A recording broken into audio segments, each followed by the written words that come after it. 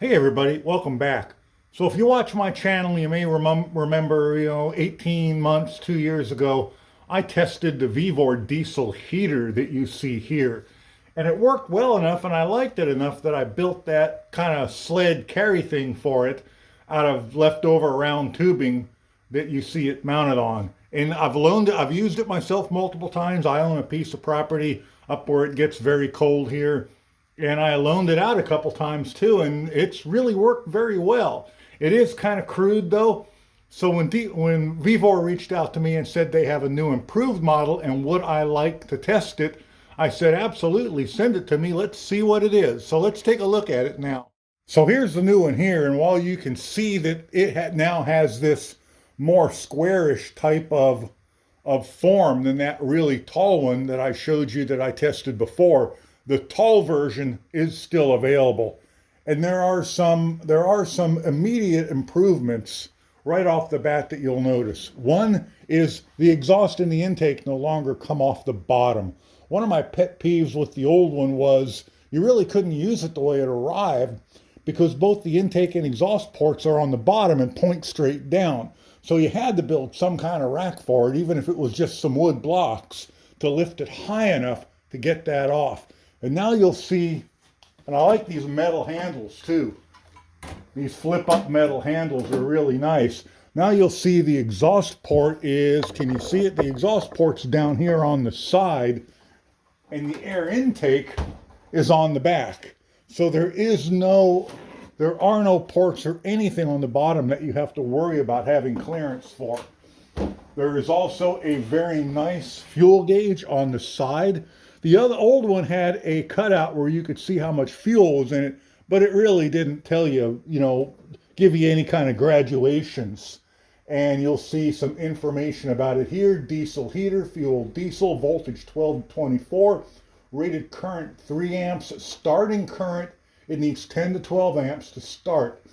Running noise is about 75 decibels, exhaust temperature is 370 C, and over temperature is 240 C. The new one, they claim, saves oil, runs longer, heats faster, is portable, and is low noise. Now, I never found any kind of problems with the speed of heating or anything else with the old one. It always seemed to work really well for me. Let's take a look at the accessories that it comes with, because that's an improvement in this new one too. It now comes with a power supply in case you want to run it off 110, or this one runs off 110 to 125 volts. I'm sure if you live someplace where you are lucky enough to have 220 volts mains, that the one they supply you will run off that. And it comes with a remote. This one is also, I'm told, Bluetooth compatible. You can control it from your phone. It comes with the same accordion type flexible exhaust tubing.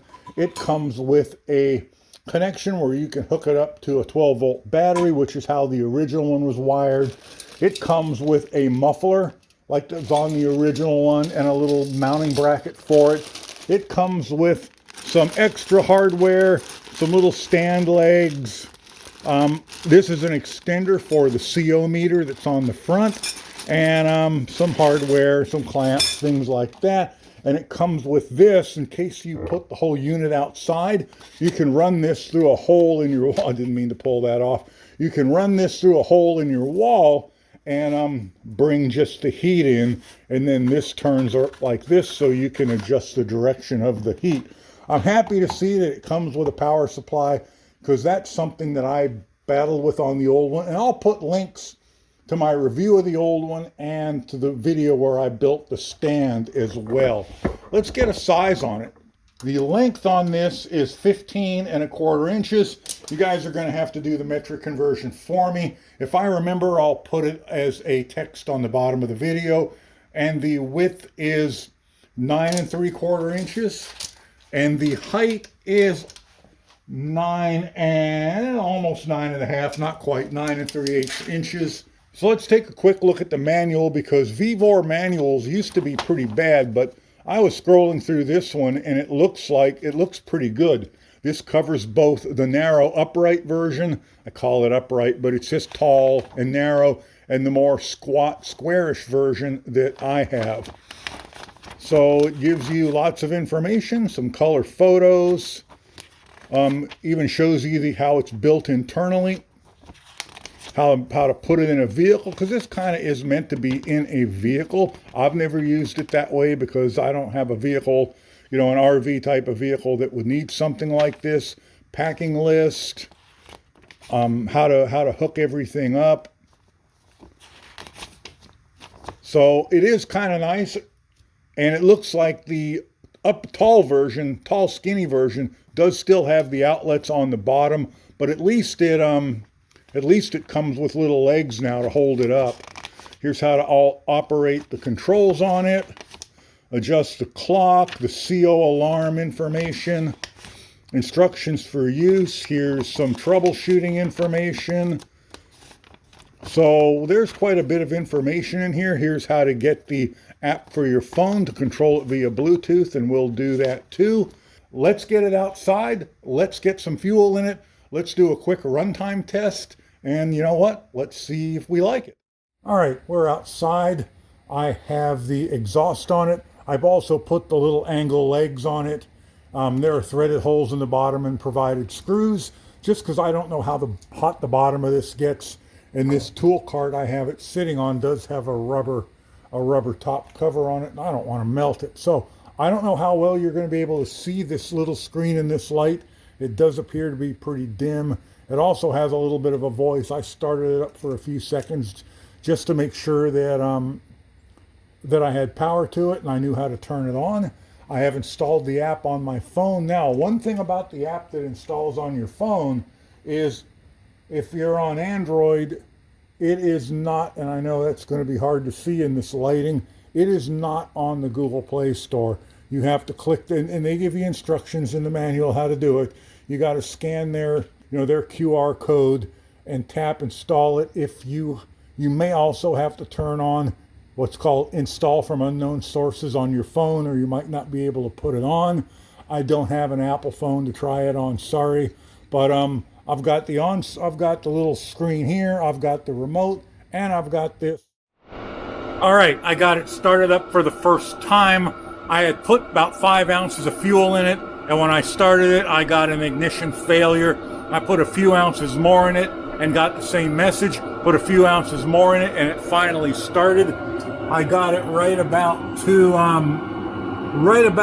here when I finally got it to start up, and it is blowing nice and hot. I have it set on high.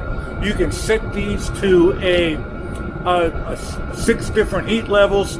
You can also set it to maintain a temperature, and you can set it to shut off after a certain number of hours or at a certain time of day.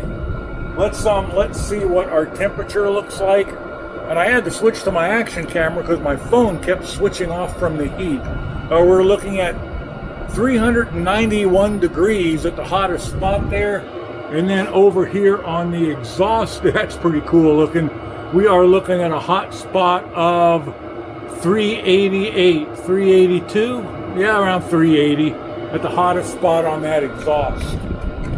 So that is definitely hot. I'm going to let it run till it runs out. Then I'm going to put in 8 ounces of fuel, and then we'll run down and we'll know how long it will run on 8 ounces. And we'll do it on high and we'll do it on low. So for those of you who are interested, a foot away, we're looking at that amount of sound out of the exhaust. And in the back, from 10 feet away, let's switch it down to low.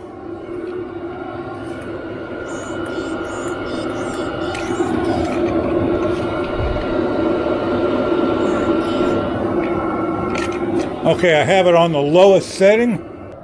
Okay, on low, 3 feet away.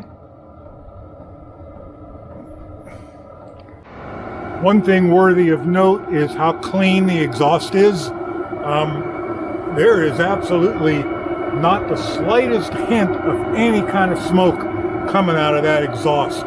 Now, I am running this on clean diesel, This is a pump grade vehicle type diesel fuel, and it has no smoke and no smell at all.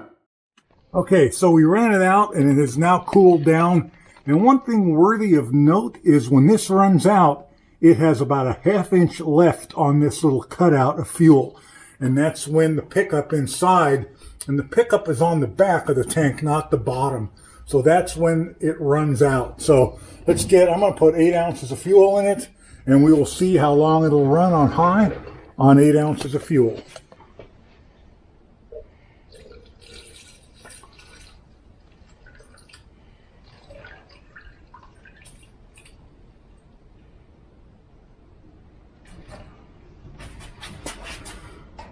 All right, there we go.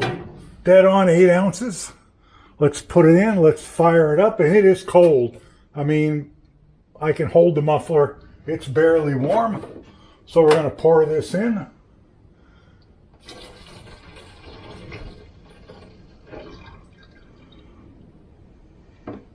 And we'll fire it up. I'm going to stop my timer there. I didn't mean to start it. So let's reset it to 0. And let's see how fast she heats up. Got to plug it back in.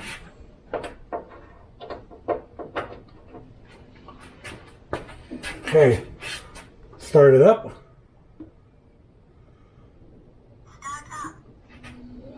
There we go. And the time on my watch is about 1 or 2 minutes after 1 p.m. Now on these, the fan starts up, and after a minute or two, you'll start hearing that thump, thump, thump sound that is the fuel pump. And then you'll smell diesel, and 30 seconds or so, a minute after that, you will hear the whoosh as the ignition takes place and the fuel is burning. I want to make sure we're set on high gear. There we go. It starts up on the lowest setting, but I got it up on high. All right, 1 minute 30 or so. There's the pump running.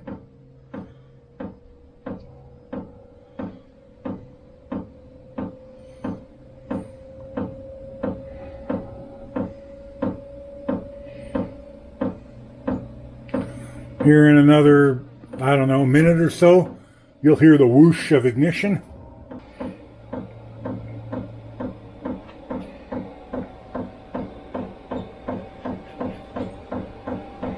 Pump speeds up as the fuel starts to burn.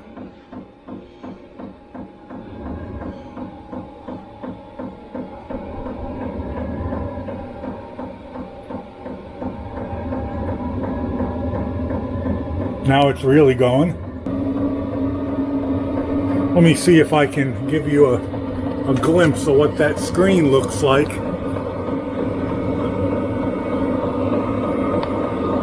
don't know if you can see that or not, but there's the Bluetooth power, there's battery if you were connected to it, and this is the gear levels on it there.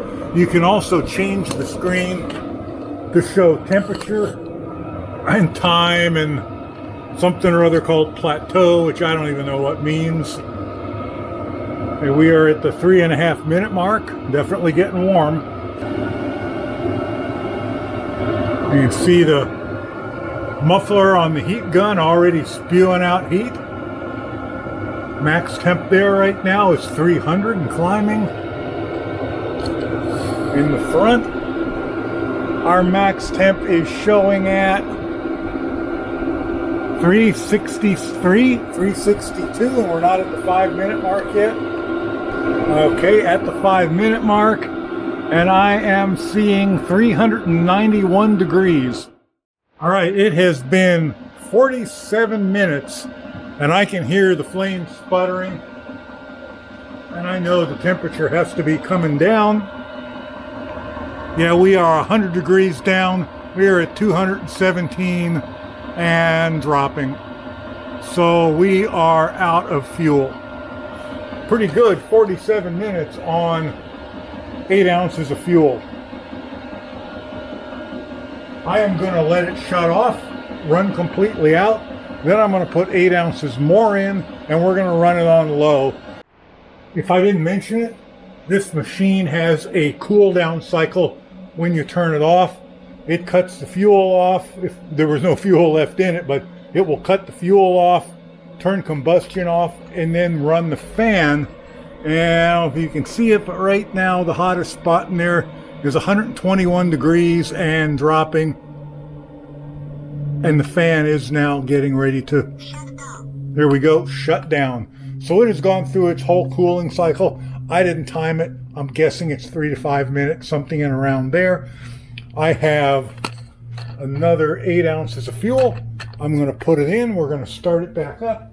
I'm going to put it on low, and then I'm going to go in and do something else. So let's put this 8 ounces of fuel in.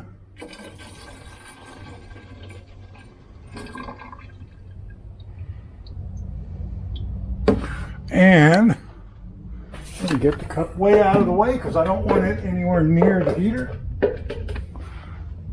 And let's power it back on. And maybe when we come back out, it might be dark and I'll be able to show you this screen a little bit better. But I'm going to start it back up. Hold the button in for a couple seconds.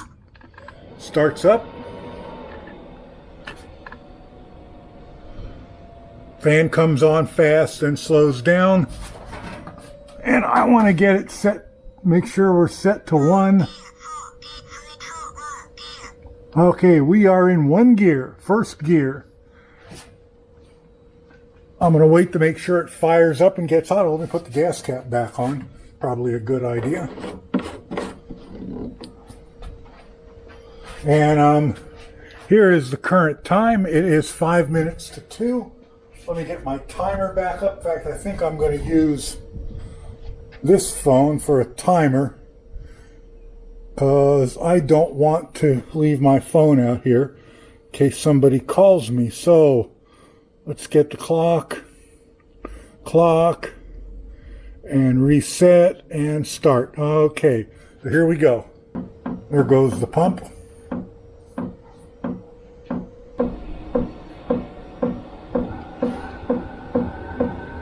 I just heard combustion, I think.